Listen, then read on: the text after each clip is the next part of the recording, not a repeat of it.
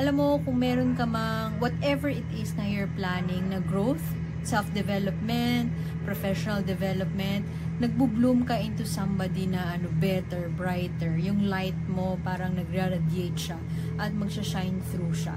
Maaaring feeling mo hindi ka equipped or feeling mo hindi ka handa. Very innocent, tingnan mo yung look niya. Pero hindi siya aware na maganda siya. Alam mo yon, yung mga ganon. Yung ang ganda-ganda ng tao or ang pogi-pogi niya, pero hindi siya aware na ang pogi niya or ang ganda niya. Alam mo yung ganon. So, si Gemini, sobrang, alam mo yung, yung vibe ng mga, may taong ganon yung vibe na parang nasa kanya lahat. Pero, alam mo yun, kumakain din naman siya ng quick-quick, yung ganon.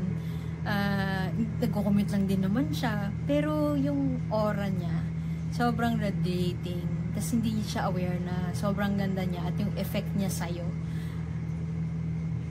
Gusto mo lang siyang tignan yung gano'n.